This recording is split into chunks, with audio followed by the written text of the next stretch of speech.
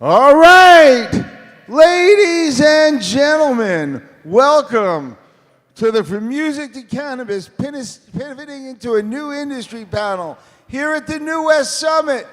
All right, yay! Woo! Thank you.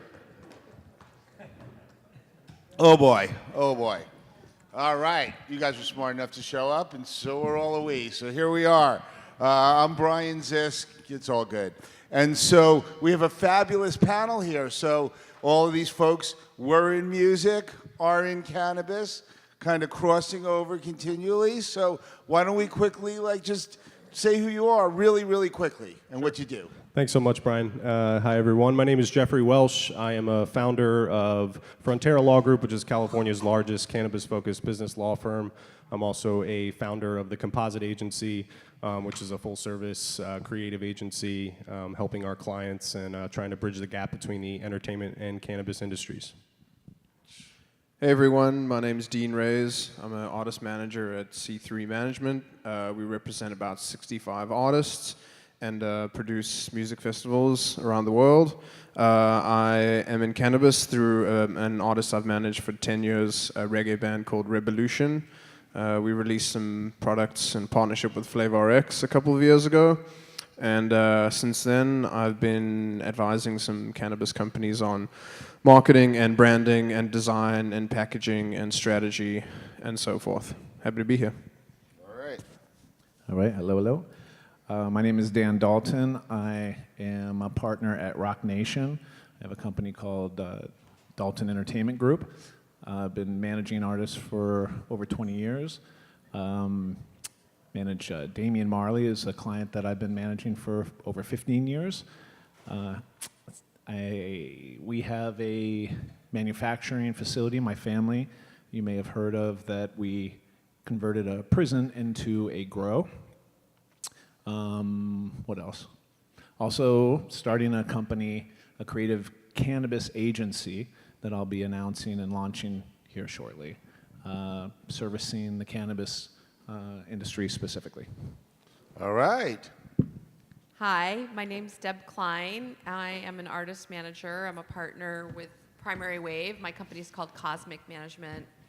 And I manage Cypress Hill, Melissa Etheridge, Chris Robinson from the Black Crows, and the Plain White Tees. And I have a long relationship with cannabis, and I'm excited to share what I know about it today. Thank you. All right. I'm Tim Blake, and I'm the creator and founder of the Emerald Cup. Started 15 years ago. We grew from a couple hundred people to where we'll have over 30,000 people this year in Santa Rosa, Sonoma County Fairgrounds. And in addition to that, I've vertically integrated all my companies. I have genetics, we have permitted farms, we have a nursery, we have manufacturing, we have products, and we have distribution. So we're completely vertically integrated, so I understand most of the parts of that. But the Cup started in Santa Rosa 5 years ago with about 8,000 people. It went to 14, 22, 30. So I've watched the evolution of the cannabis business. When we first started, I couldn't even get anybody to come and play because nobody respected cannabis or the events and whatnot. I had to actually go to Dean's partner, Jason Pincus, and go behind his back through Revolution's drummer to get the act to come in and play and offer him more money because nobody would give us any respect. And 4 years later, I'm partners with Red Light Management and Star Hill Presents, which they discovered Dave Matthews and Habs Fish and a number of acts, and they also have interests in Outside Lands and Bonnaroo and a number of other shows. So I've seen the light, and we partnered up with some major companies, and we've worked with most of the people here. We've had Dan and Damien at the Cup, and we've had the Revolution 2 times, so I'm honored. We have since hugged and made up. Yeah, so we're really lucky to have such a great group of folks up here, and we've all been in the industry for some time. I mean, legalization is like now, but hasn't music always been the cannabis industry? I mean, it goes together like peanut butter and chocolate, and cannabis has always made the experience of listening to music and creating music, and obviously a lot of our clients are using cannabis in a creative way, a medicinal way. So yeah, I mean, I feel like there's definitely a So long... we've changed how we talk though now. Now we're we don't using say cannabis, we don't say in a weed. medicinal way. It used to be we'd go to a concert and smoke some weed. Yeah, but we just didn't make any money on it. I mean, that was the part about, at least the producers and the people with the events and the musicians. There was always the business out in the parking lots or whatnot, especially with, the psychedelics too, but we just didn't make any money on that. Mm-hmm. But you'd make money because people would come to the shows and it was part of the culture. Yeah, but now we're going to have that integrate like with the Emerald Cup into all the events across the country and the world, and it'll be part of the revenue stream. And so is that the difference at this point, that it's still the same, but it's just the artists are now in the revenue stream as opposed to it kind of running around? I mean, what's changed? I don't think anything's changed yet, really. I mean, I wouldn't even say we're in the first inning of it. So, I mean, we all just started talking about what it's going to look like. So we haven't seen anything change yet. Maybe there's a little money, sponsorship money coming up here and there. I haven't seen, well, I haven't even looked for it. I don't, at this very stage, for Damien, we don't care about it so much. We're more into building our own brand and our own company. So when they come along, it's just like, well, we already do that, or we're planning on doing that. So thank you, but no thank you. What does the future bring? Is it like, are musicians going to control the cannabis industry? Is the cannabis industry going to control musicians? No way will they. I mean, not even close. How does this shake out? I mean, they're going to benefit from it, yeah. To control, it's a pretty heavy word. This is a big business about to go down. But I think they will benefit from it, yeah. Whether it's sponsorship or, I don't even know about their own brands. There are certain brands that I think, we were just talking about that earlier, that are sustainable. I think there are very few artists that could put out a brand and actually sustain that brand and make that connection. Cypress Hill, absolutely one of them. Damian Marley, one of them.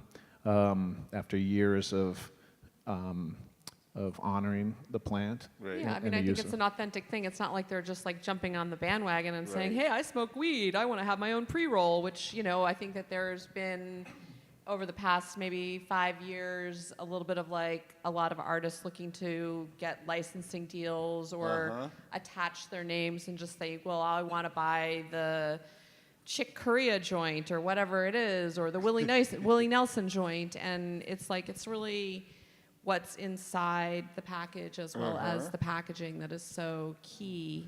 Well, yeah, but I've been telling people for years that it wasn't tobacco companies we had to worry about. It was really Damien and Willie and Wes Etheridge and all of them, because those were going to be the brands we were going to be competing against. And when you have Dan and Damien are a perfect example of a rollout in a really proper way. If you go back and see what they've done with their manufacturing and their business and stuff, they are going to be very prosperous, and they've done it really well. They're a model for the industry. Yeah, we're looking at the marathon here, right? And the 30,000-foot view more so, and what you said about the quality of the product, whether it's clean, building a story and building that relationship when you think about branding. Right? Not just, again, just waiting for the phone to ring and reacting, and more so implementing our own plan. For Damien, it's different. Let's say different. For him, it's a sacrament, and it's something that his people suffered for. The Rastas in Jamaica, and just Jamaicans in general, were jailed, killed, right? And now they're not really the ones there, and he's seen that. And the same thing goes for Northern California up here, the small farmers that are getting etched out, and those stories. And there's not a lot we can do. Right. We're talking about it. Right. We're figuring out what we can do. But it's so this isn't just about business, right? This is about the relationship and the history of cannabis, and if we could have just that little piece of how this goes and help steer it. And there's a lot of well-intentioned people on this panel and here today that aren't just running for the money part of this. But so that's, even with the company that I'm starting, storytelling and how we push this thing out, even if we just, again, play the smallest role, to know in the end that we had integrity with whatever we could control, however little it is, right? And certainly from a regulatory standpoint, A new bill was just passed that allows on-site consumption permits, allows municipalities to issue on-site consumption permits at more than just county fairgrounds, right? And that's going to really help change the dynamic of destigmatizing what cannabis events are in the average It feels like we're a consumer's couple mind. steps back. It's like, great, we can smoke weed at shows now. Great. Well, no, it's not quite that easy because we're at the Emerald Cup. We're realizing that consumption element is a very challenging piece, Right. along with our contest. And you got to remember that, when the alcohol industry came about and they got rid of all the moonshiners. First, they didn't think the moonshiners they'd go away that quick, but they just arrested them all or murdered them within 2 years they came in. But they didn't trust the liquor people. So really, for 50 or 60 years, you couldn't sell wine at a winery or a brewery or any of that. They've just now, after 50, 60 years, really brought that trust in. So they don't trust us, really. And so it's really a challenge. So we got to wait 50 years? No, I don't think that. We were talking with Lori Ajax last week, and I think it'll be a very quick process because they see how this is changing. I think it'll be just a couple of years. But we are going to have, like Dan said, it's at the beginning. We have to go through a lot of changes and upgrade this. And on the the industry has stood on the shoulders of these people, Yes. right, on the Yes. consumption side. But it's also going to take these municipalities. West Hollywood closed its application period. They're going to be allowing 8 on-site consumption smoking lounges. So think House of Blues for cannabis, right, no alcohol, and 8 on-site consumption permits for topicals and edibles. I think that is just going to piggyback on all of your collective efforts on But on we're moving like, forward. okay, so this is the first inning, but it took 50 years too long, and we're gonna wait, what, 400 years? I mean, how can we as artists and activists and cannabis activists, how can we move this into something that makes more sense, where it's more like tomatoes as opposed to you can't have smoking at the friggin'... Well, it's lobbying. You got to have real lobbying efforts. We have Main Street lobbying going for us daily. We go to every BCC meeting.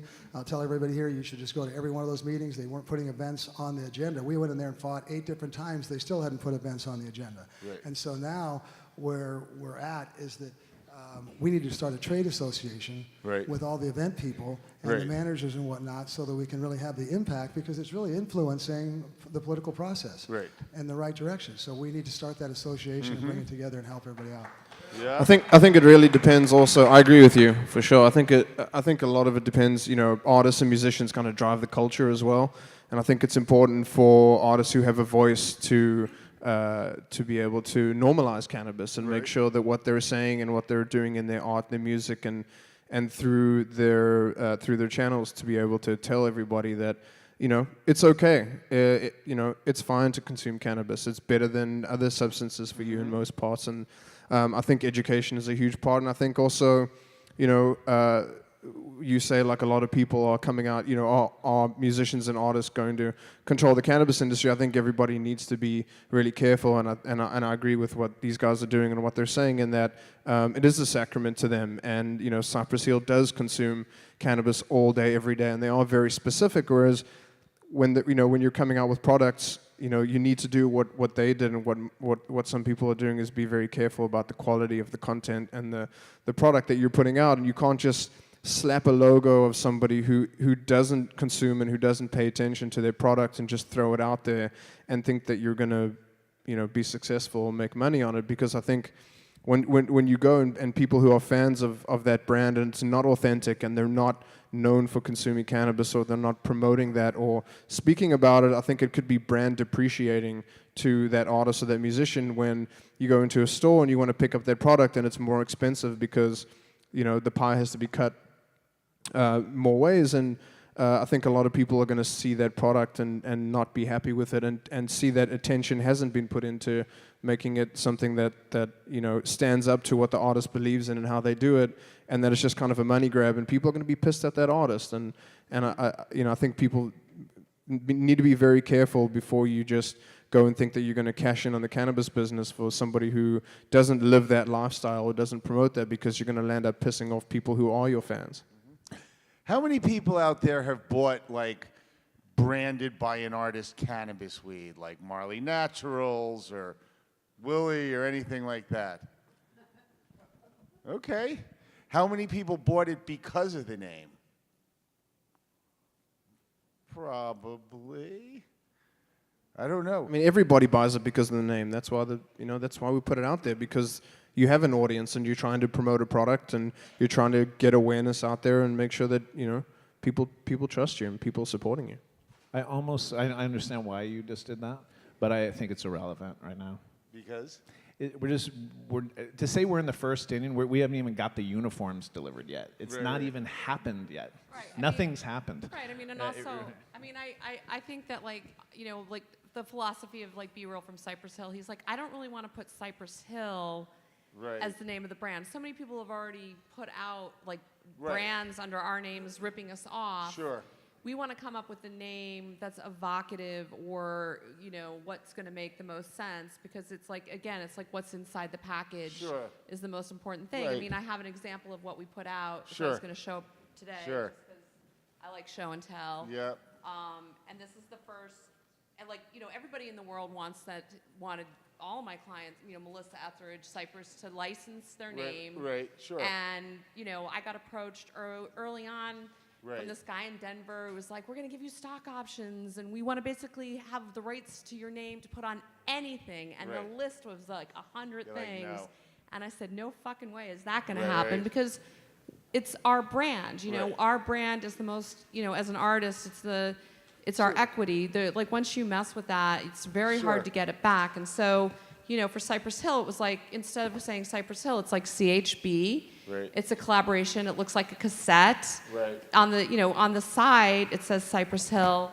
But then when you open it up, it's also tied into a marketing play with our new album, with our album art. So it all makes sense. It all ties together. Great. Cypress tested, Cypress approved. Sure. They're not going to do a nationwide licensing deal, because you can't.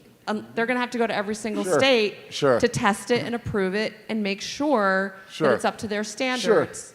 And then, of course, it's in this cool little cassette deck, which is amazing. Yeah, I mean, to Dan's point, it's difficult. To their brand. It's music. It's, It's difficult enough to have a product in the marketplace. Never mind have a celebrity branded product. Like it's still really early. It is really. But how does this work? I mean, it sounds like it was always like weed. It's the underground thing. It's like the Rebel. It's the Willie Nelson. It's the Damian Marley. It's illegal. You got to da-da-da-da-da, right? It's the Rebel thing. And now it's legal. It's medicine. And so how does it work where it used to be like the outlaw image because you were living outside the law, but now it's legal? How does that affect everything? I can speak from our side. What you just said, Deb, is it's medicine, right? And so what Damien, the science now that is coming to light is not that we didn't know, we were just talking about this the other day.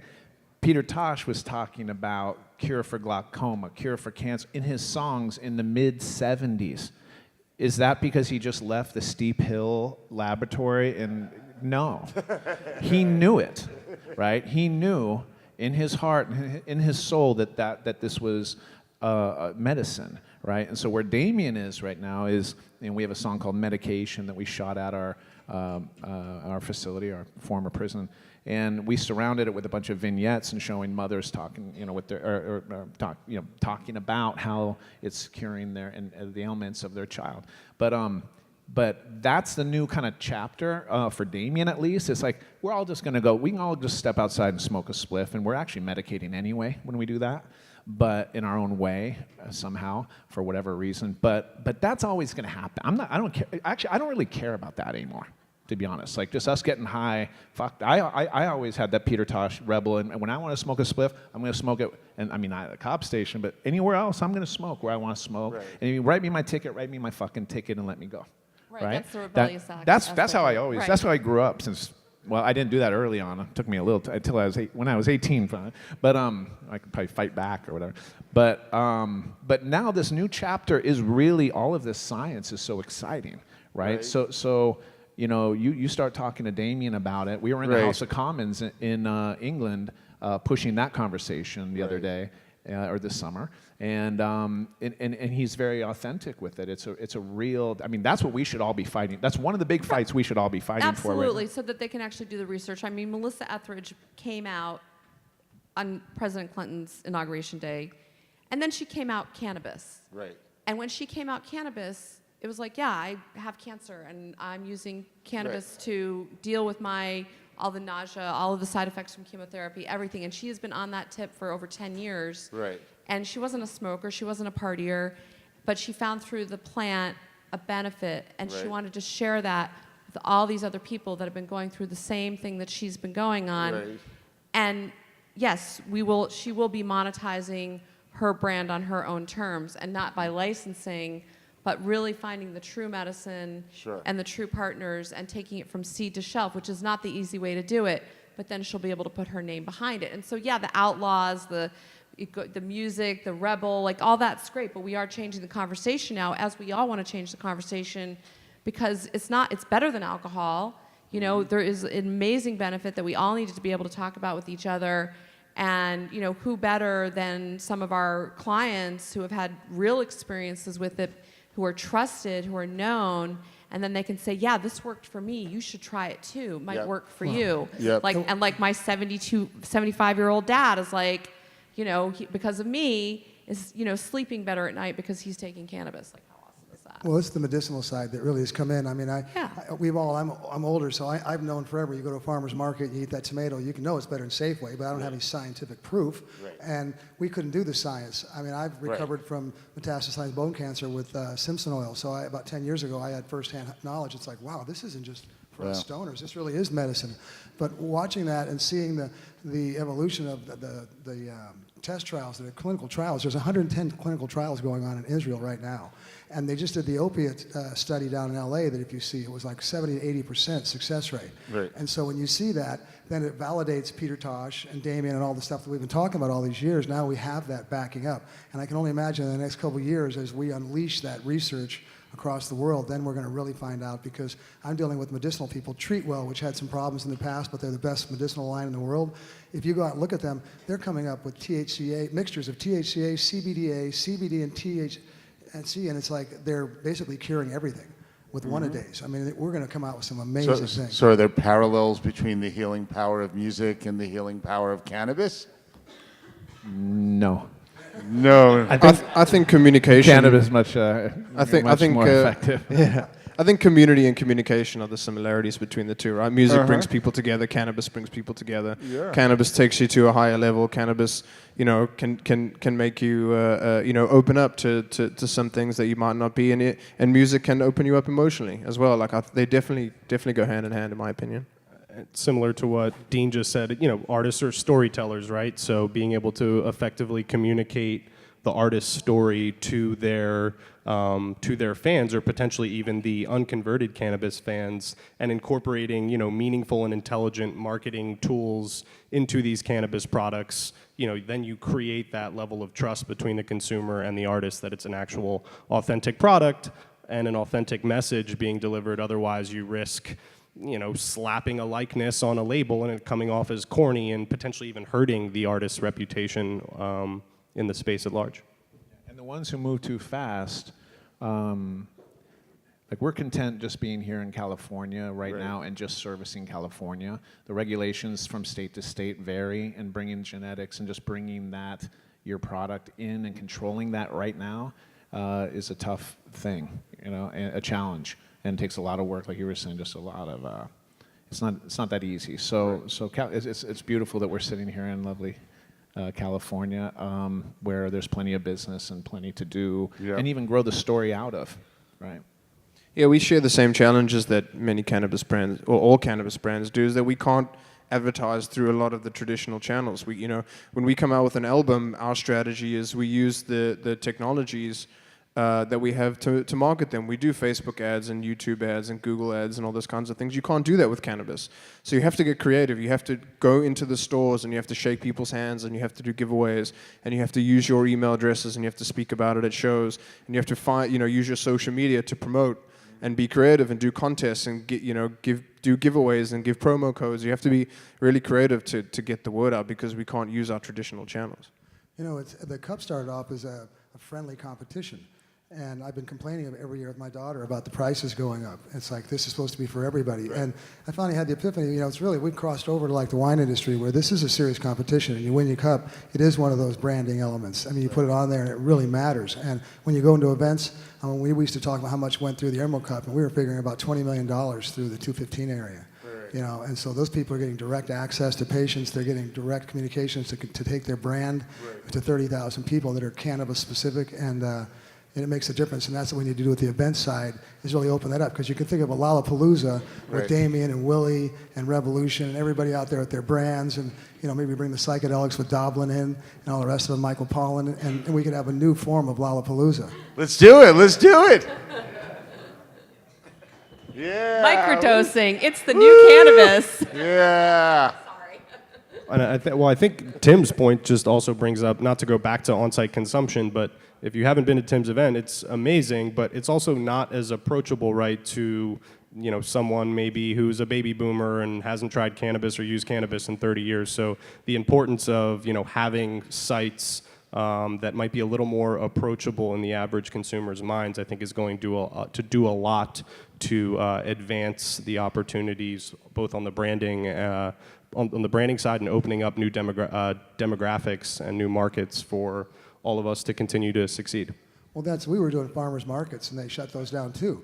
So you're more of an approachable thing where people can come into. In our farmers markets, we'd have 100 vendors at my little place, Area 101, and they were incredible. And to have those taken away gave us, no access to that more approachable way. That's why we have to open up not only large events, but smaller events where you can do all this. Events, period, have to open up. Yeah, agreed.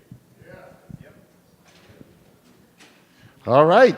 Do we have any questions? Have we covered everything you guys want to know? Anything? This here is Zach Darling. He doesn't know anyone on the panel. Do you know everyone on the panel? No. Hi, everybody. Great panel. Thank you. This is awesome. Zach Darling with the Hybrid Creative here. A lot of history and event production as well. We launch a lot of brands and cannabis brands and sub-brands of various products. And if you're a big celebrity like Damian Marley or Willie Nelson or Snoop Dogg, you've got the funds to create your own cannabis business that has your name attached to it. It's easy. If you're a smaller artist or a mid-level artist, it makes a lot more sense to create a partnership with an already existing cannabis brand and have a line or something like that, or a strain that has your name associated with it, right? One of the problems that we're seeing within those types of models is margin is such an issue right now in cannabis. And when you get a celebrity that has a licensing deal attached to it, they want a chunk of that margin. So we're finding that the only types of brands that really work well for a celebrity endorsed product are the ones that are really well funded or really highly famous. Do you have any ideas in which there could be a solution to that, to where mid-level artists could still partner with a cannabis brand and actually that cannabis brand still retain some of their margin? I mean, it's kind of like a record deal. I mean, you get a royalty rate, and maybe you tie the royalty rate to performance. So, once you've, because the more you sell, the more you make, your margins become larger. So you could have a scale, like with a record label, we would, after 500,000 records, this is back in the good old days, our royalty rate would go up. So maybe with some of these middle artists, you could scale with the royalty rate. Okay, let's try it. I don't know if there's advances, so there's skin in the game, but you start at $1 a joint or whatever it's going to be for your royalty rate. And once you've sold 500,000 joints, your royalty rate goes up. And so then there's an incentive for the mid-level artist, and you're still dealing with your margin, which I know, it's like margins on, it's like with recorded music or, clothing. Everybody, t-shirts, margins suck, right? So it's the same for, the business, it's a different business, but it's always a scalable thing that you can take a look at. Yeah, that's one way. So it all depends, right, on the brand and who they are and where they are in the industry and who the artist is. And I still think we're going to see so many changes. But to answer your question, I don't think every artist deserves to have their own cannabis brand. Yeah, if they have a really good in fact, I think they're hurting the people who actually do deserve, right? Because I go and battle all the time, and this is why I started a company that I'll be announcing soon, where we're only going to focus on the ones that matter and that are sustainable. I think there are places for other artists that are mid and even low level. Not low. That's not fair to say. A bad term. Low level artists. Baby bands. But baby bands. Emerging artists. Thank you. Developing acts. Yeah, I think there can be programs for those people. So if you had brand X that said for the next 6, we're going to do a series and we're going to feature da-da-da, and this is how it's going to roll out. It's, they're going to do a show, then they're going to do a one-off limited edition pen that looks, and it's to their liking. And you know what? You got to see if the dog eats the food, kind of thing, right? See if this is even meaningful. But right now, I think everybody's just trying to figure it out and throw shit at the wall, and then some artists go, "Well, if I'm going to do that, I want $2 million. $2 million." It's just all this noise right now, right? Yep. And I think that we have to get practical, and you really get. It also gets down to the manager and the artist, right? Whether they are quick to get the quick check, and they might not be thinking and building anything. I always try to. We're career builders here, right? We're not. Right. We haven't made any deals or taken any advances. It's like my artists are all putting skin in the game, and co-investing, and actually it's been painful for as long as it's taken. But it's like that whole mentality of being first to market. It's like no, it's not first to market. It's the best. Yes. I could tell you Damian Marley hasn't made $1 from cannabis yet. You know what she How said? about that? Literally. Well, what she said what she said is very true, and what he said is very true. There's very little profit coming in right now. There's a lot of expenditures, and I've been telling people, like the distributors up north, they say, "Oh, we represent all the triangle." No, you got to stop that. I already did that with my one dispensary. I brought in 50 people's product and had to give back 45. It wasn't good enough. You have to say you represent the best of the Emerald Triangle. The best of somewhere. And it's the same with artists. If they don't have that special story, if they're not social media beasts, if they don't have a real niche in their community, if they're not big enough, like Dan says, we're going to see consolidation. We're not going to see more. There's already too many cartridge brands out there. Yep. There's already too much of everything. You're going to see massive consolidation in the next 2 years across the board, distribution, manufacturing, everything. So unless you're already in the game, I mean, Dennis Hunter from Absolute will tell you, biggest company in California. If you're not already in the game, you're going to have a hard time getting there unless you got deep pockets. Yeah, if you have a mid to younger level artist coming to you saying, I don't know what you do if you represented any of them, but if they're coming to you saying, "Hey, we want to do a cannabis brand," I would say instead of focusing on that, please go write 50 songs in the next 50 days. Yeah, but I think is probably a better use of their time, unless they're like, "Hey, I want to be a cannabis entrepreneur. I want to learn how to grow. I want to learn how to manufacture. Right. I want to be involved in the business. I want to learn how to do sales." How about one good song, by the way? Well, I mean, go write 50 songs. One of them will be good. I had people. I remember getting these calls when I was early on in my management career. They'd be like, "Oh man, I got I have 100 songs." 100 shitty songs. Like, just give me one good song. Yeah. I think a lot of this. I agree. We're not selling fucking grapes. Songwriting is a muscle, and they need to work that out. They need to continue to write.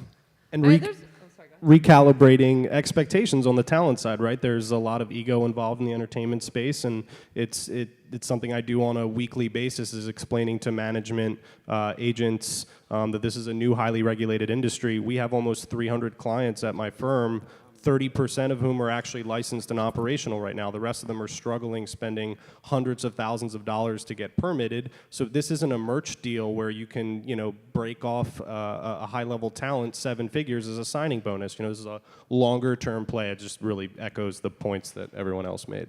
Right, and I also think that the client has to be super passionate about the product, the cannabis. Right. It can't just be like, oh, let's just jump on, everybody's making money from it, right? So it's like the way, like, any artist that I would sign, they have to be able to say, like, if I didn't make music, like, I wouldn't be able to live. Like, I wouldn't be able to function. There would be no other job in this world for me if I can't make music, right?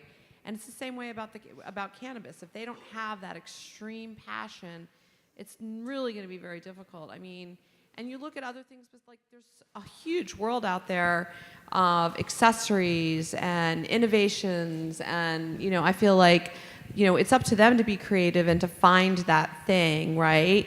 And then it'll be unique, authentic, passionate, and that's what people buy into for any kind of brand, whether it's a car or a cassette or a joint, right? So, and looking for innovation, I think that's the most exciting thing. Cool. All right. Next one. This is for Tim. So you probably know about like Facebook and Instagram shutting down accounts, and now Eventbrite is shutting down events. So how do you guys see that as a risk to the brand and to the Emerald Cup? Well, we've gone through that. It was really kind of scary last year because Eventbrite was going to shut us down, and then they realized that that was totally not cool. And it was nice to have my friends at Red Light and Korn backing us up, so they go in there and kind of give them back some shit. But it was scary. I think it's going to go away. I think the consumption thing is really challenging to begin with because it can't just be alcohol. You can alcohol, you can't have any cannabis. It's like, come on, just merge it in there. And then you got the contest. It's like, how do people bring that in? I was really worried we wouldn't be able to put on a real contest this year, and that was really my real fear. And we've gotten around that. We're going to have 27 contests, and we've added on, and we've gone to a lot of trouble to work that. We have to have distributors pick it up, and we've got to bring it back here and sell to this person, and it's basically a bunch of scammy stuff. Oh, I shouldn't say it like that. But it's true. You have to work around the things to make it work. So we're doing it, and we spent a lot of time and energy, and we're willing to teach everybody else how to do it. So to us, it's not about us trying to hold on to what we've learned and what we've spent a lot of time and energy doing. It's about let's get everybody to do it right so that everybody looks proper. We all show the integrity, and we can go around this state and this country doing these events and really doing them right. And so we're willing to do that trade organization, bring everybody in, take everything we've learned, bring them all to the table, and let's do it together. Mm-hmm. So we're talking about all the good things that happen with weed and music. Have any of your clients had bad things happen because of their associations? I mean, Melissa Etheridge has definitely lost a couple of opportunities for some speaking engagements because she's so vocal about, I mean, and it's been very few. I mean, we weren't allowed to go to Cuba. We had a travel package that was all set and ready to go, and then there was an article that, Melissa Etheridge smokes weed with her adult children, and then the next thing I know, Cuba's saying, no bueno, you can't come. And that was unfortunate because we had a lot of fans who had bought into this travel package that were excited to experience Cuba, right. And we were denied entry because of this, stupid thing, right? So, but, it's like she didn't backpedal from it. She didn't apologize. It's like you kind of you just stick to your guns. You've got to be able to take the punches and own it. You can't just, be in or out. Like you're just, and I think coming out cannabis is such a key thing. And especially for because I'm the only woman up here, but a woman my age, with a child, to be like, this is medicine, this is a good thing, and normalizing the conversation and having our clients normalize the conversation is, I think, something that's really going to help bring this whole thing forward. And then just knowing how much that women are, the main deciders of what medicines and things are purchased for their household. Right. I mean, it's an incredible market that has really just been, getting tapped in on, and so I'm excited about that as well. So, it's just really, we've been hurt. It's financially, I'm sure you guys have, had your own experiences. Maybe you've lost out on opportunities, but whatever. Nope. Yeah, so the Marleys don't get less gigs now that they're associated with ganja. Yeah, they know us. I know. Cypress Hill is banned from. We just don't get the call. Right. That's the thing. Cypress Hill is still banned from Saturday Night Live because they smoked weed on stage. That did hurt them. Yeah, I think you know what you're getting. Eric from Revolution did a keynote yesterday with Berner, and they were talking about the places you can go and the places you can't go. And, we've had legal issues and getting pulled over on the bus and all that kind of stuff. Nothing too bad. But, I mean, the places where, we were talking about it earlier, where kids feel like in places where cannabis is not legal, if you go to a Damian Marley show, you go to Cypress Hill show, you go to Revolution show in Wichita, Kansas, we've done it long enough that we're not going to play the venues where they're going to kick people out for smoking cannabis. So kids know that that's a refuge and that's a place that they can go and they can be safe. And otherwise, they're going to spend the whole night kicking kids out for smoking weed. We just don't go back to those places that do that. And they do have those places, but thankfully, nothing too crazy. Some countries we can't go to. Indonesia we can't go to. We represent a large pop country act who was very close to pulling trigger on being a brand ambassador for a product to be distributed in Nevada and California. Their PR team had put out soft feelers to all of their existing brand sponsorships, and all of whom essentially said because their demographic is so primarily conservative and Southern, if you move forward with this product, we're pulling basically all of their sponsorship. So they've subsequently pivoted towards investing only, which frankly is the best move for them right now anyway. But that was sort of not a bad thing that happened, but sort of a potentially really bad thing that could have happened. Interesting. Yeah, I've heard that story a few times where there are artists that want to get in and they have existing deals, endorsement deals that it will affect. So they're just watching it. And even just backing up a bit onto you, Tim, it's great when you have somebody like Tim who is compliant and responsible for his event, because you have a lot of people on the sidelines watching and the naysayers ready to point to say this is why we can't do this anymore. Right, so when you have people that are responsible and actually articulate and thoughtful and respectful and pulling it off, that's what we need. I heard a stat the other day, and Jeff, you could probably tell me, that we think of California just as we're legal, right? Out of all the counties, 69% of them are not. Right? Oh, the vast majority So are you not. think of it as this California, we're so hip. We're not there yet, right? And they're all sitting there watching to see how the tax dollars are going to work, see how this thing's going to play, right? So Absolutely. I'd say that with all of, as we take the stigma of cannabis away, we all need to be responsible in how we behave in a business sense, and not just put it in their face and know that we're far from this, from the end game of where we need this to be, Absolutely. Yeah, legal revenue, the state's not happy with the legal revenue they've generated so far. That's due primarily to a lack of licensed opportunities. Right, a lack of licensed opportunities, a lot of these sort of NIMBY people, not my backyard, right? Sort of culture, particularly in sort of pockets of Southern California, and that's going to take a long time to change. And as a result, the black market, I can't really speak to NorCal as much. My firm's in Southern California, but the black market is thriving in certainly Los Angeles right now, and there's no end in sight to that. It's going to get bigger and bigger. There's a number of reasons. One of it's because they went up and Fish and Game and the Water Board finally got so much of the Northern California farmers that they used to take helicopters and flights and then warrants. Now they just give them $10,000 to $20,000 a day fines. And so it's very effective to wipe people out. And then we chose to only do one cup this year. We could have done more, but we decided to just wait, like Dan said, and get it done right and just get all the regulations, because it's very challenging. Our other, not competitors, but the other people in this space chose to try to get every cup they could and get as much market share and then get themselves in trouble with every community that they've worked in. We didn't think that was the right way to go. And it doesn't make any of us look good, and it's got to stop, because we just have to all work together and make that in a reasonable fashion and go forward. Optics are important. Right on. So so where do you see the future? We went from it being illegal and it was all underground to now it's legal and it's more of a nightmare. In the future, do we fix the laws? Do they get worse? We're never going to regulate it like tomatoes, unfortunately. But where's this going? We can fix these laws very quickly if we get everybody in this. I did 10 years at Mendocino County with political lobbying, and then I got so sick of it I backed out for a year. Now I've been back into it with the state law.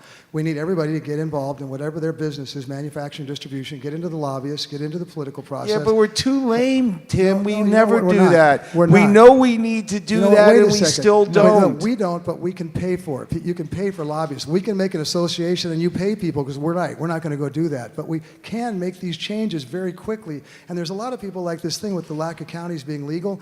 That was a deal by the law enforcement associations, because it was kind of like one of those deal breakers on we'll go for 64 if you give us this, so we can have all this free reign to go bust people. It's just got to be shut down and changed. Horrible.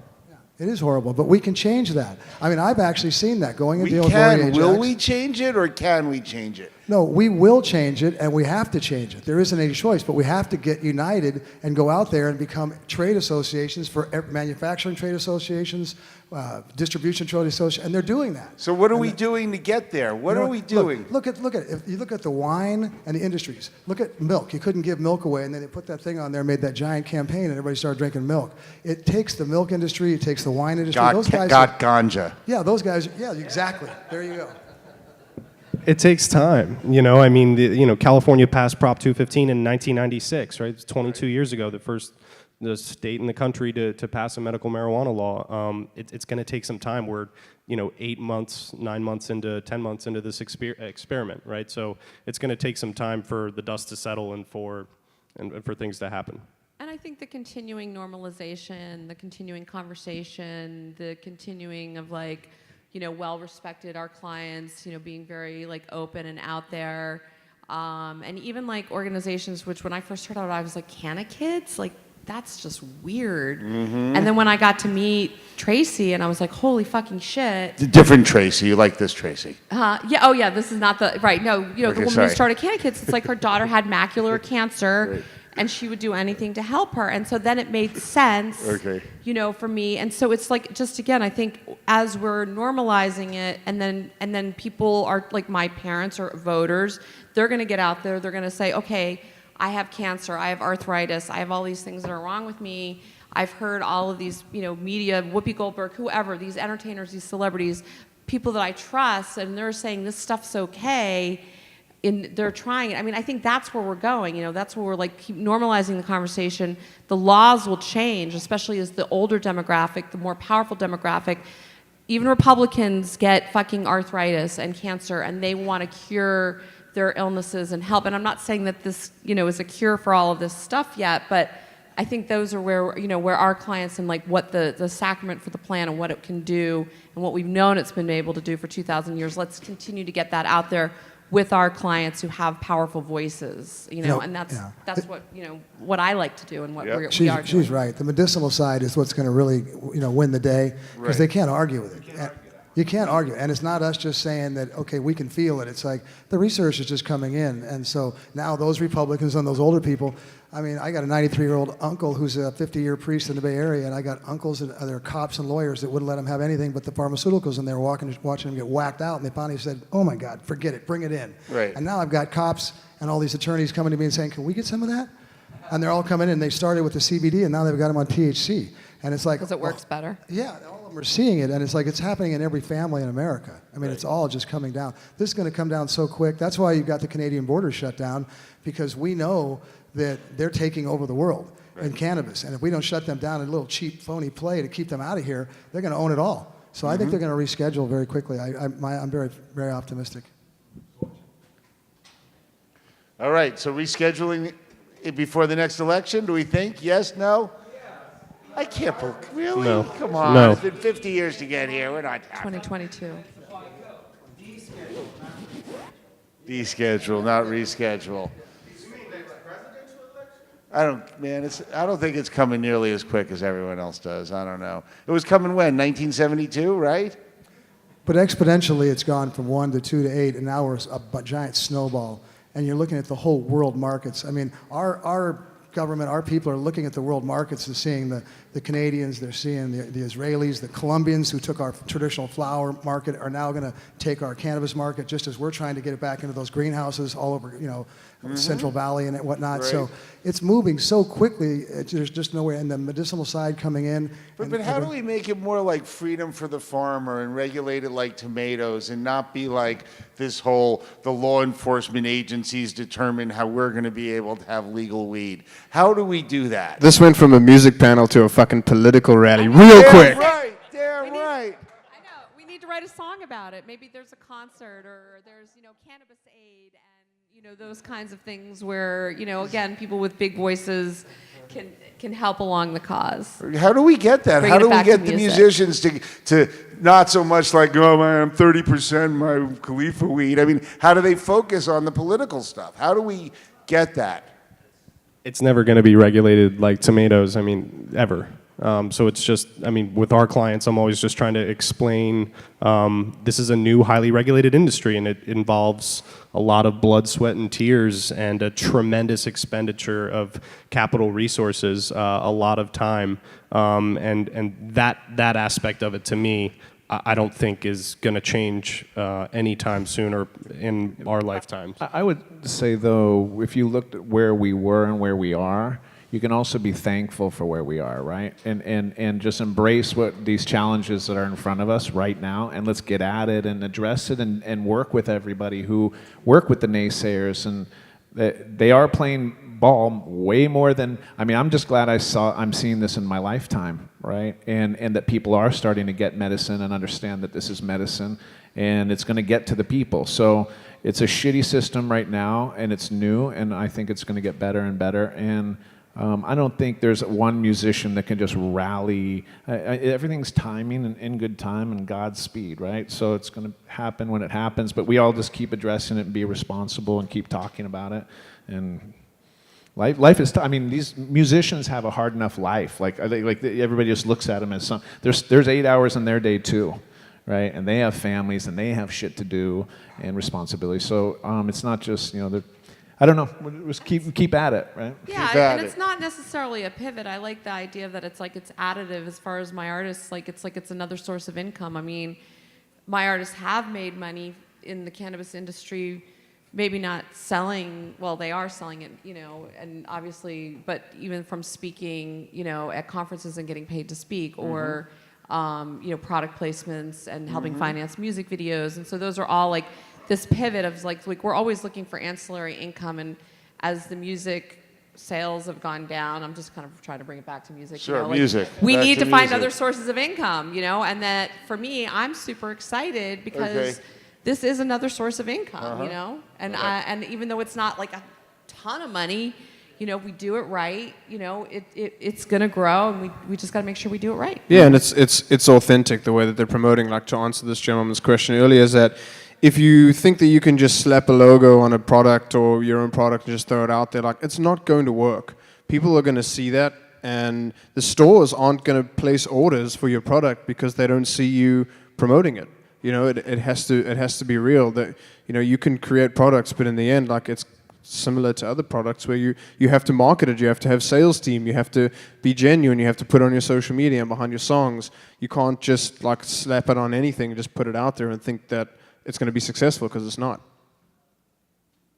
All right. Well, I think on that, let's have a big hand for our panelists. Yay!